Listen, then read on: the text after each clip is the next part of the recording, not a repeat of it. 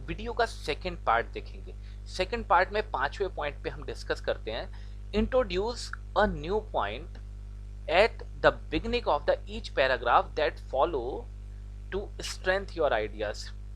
जब भी कोई नया पैराग्राफ आप स्टार्ट कर रहे हैं, ठीक है, उसके अंदर जो आपका पॉइंट इंट्रोड्यूस कर रहे हैं, एक न्यू पॉइंट को इंट्रोड्यूस कर रहे हैं, तो वो आपका जो भी आइडिया है उसकी स्ट्रेंथ उसके अंदर होनी चाहिए, यानी कि वो बहुत ही बलपूर्वक आप अपने विचार को प्रकट करेंगे उसके अंदर।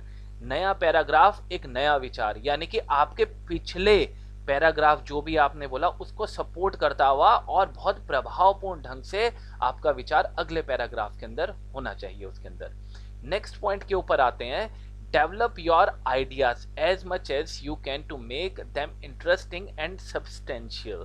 तो आपके अपने आइडियाज ज्यादा प्रभावपूर्ण होते हैं। आपके आइडियाज, आपकी एक तो सोच परख बहुत अच्छी होनी चाहिए, आप उस विषय को ढंग से स्टडी करें, एक एक चीज बारीकी से स्टडी करें और उसको इंटरेस्टिंग बनाते हुए लिखें। आप उसको, उस चीज को इंटरेस्टिंग बनाएं और वो ऐसा होना चाहिए जो कि वास्तविक और संतोषजनक, सब्सटेंशियल बोलते हैं, संतोषजनक या वास्तविक दिखाई दे। बिल्कुल आपके आइडियाज जो है, अपने विचार भी होने चाहिए, आपके अपने शब्द भी होने चाहिए। जिस चीज को आपने पढ़ा है उस चीज के ऊपर पहले आपको मंथन करना है, मंथना करनी है, और उसके बाद उसे पॉइंट वाइज जब आप लिखेंगे और उसके बाद उस पॉइंट्स को एक पैराग्राफ के अंदर, जैसे मैंने आपको बताया कि फूलों को पिरो के माला बनानी है, उसी तरह से आर्टिकल्स को लिखा जाता है। फिर नेक्स्ट पॉइंट के ऊपर हम आएंगे, conclude with your strongest point. जब आपने आर्टिकल को कंक्लूड करना है, लास्ट लिखना है, तो आपका सबसे ज्यादा तर्कपूर्ण और स्ट्रॉन्ग पॉइंट जो है, उस पॉइंट के साथ में उस आर्टिकल को आप कंक्लूड करेंगे।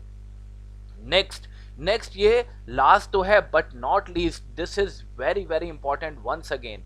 यूज, नंबर एक, पैसिव वॉइस को यूज करना है, ह्यूमर को यूज करना है, emotive language and rhetorical questions to provide a specific effect.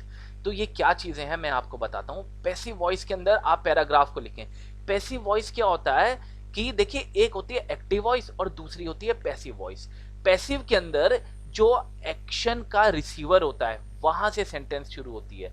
जैसे I baked a cake, a cake was baked, यानी कि आप इसी चीज में इंटरेस्टेड हो ना कि मैंने क्या किया, यानी कि कार्य क्या हुआ, कार्य में इंटरेस्टेड हो ना।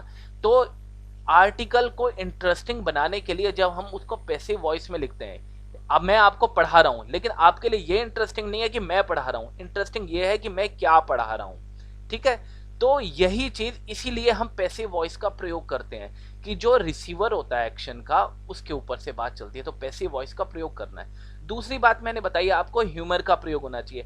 ह्यूमर बोलते हैं हाजिर जवाबी को या किसी चीज को हास्यपद बनाने को, यानी कि आप अपनी बात को कहने का लिहाज आपका बहुत ही बढ़िया हाजिर जवाबी वाला होना चाहिए। यानी कि अगर आपने कोई बात कही है तो अगले पैराग्राफ में अगर रीडर के मन में कोई प्रश्न उठता है तो अगले ही लाइन के अंदर आपको उसका जवाब दे देना है। यानी कि वो वाला प्रश्न आपको भी सोच के रखना है कि रीडर, अब मैंने ये बात लिखी है तो रीडर ये जरूर सोचेगा, तो अगली लाइन के अंदर या एक दो लाइनों के अंदर उस बात का जवाब आ जाना चाहिए।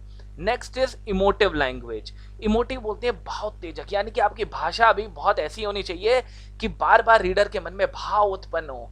भाव यानी कि उस विषय को लेकर जो उसके दिमाग में चल रहा है कि वो इतना ज्यादा केंद्रित हो जाए कि वो आपके आर्टिकल को पूर्ण रूप से पढ़े। Next, rhetorical questions to provide a specific effect. Rhetorical होता है अलंकृत, यानी कि आपके जो आर्टिकल है उसके अंदर जो आपके प्रश्न है वो भी अलंकरण से भरे हुए होने चाहिए, अलंकृत होने चाहिए।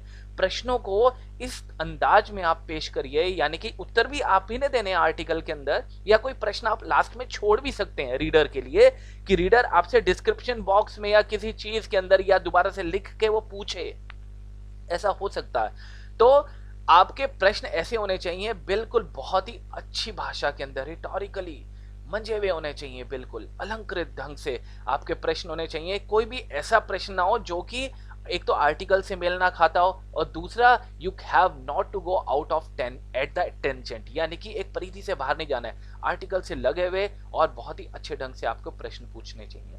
तो डियर रीडर्स एंड व्यूअर्स, ये आपके जो से ये हो गया, ये आपको 11th 12th से अलावा बड़ी क्लासेस के अंदर भी मदद करेगा।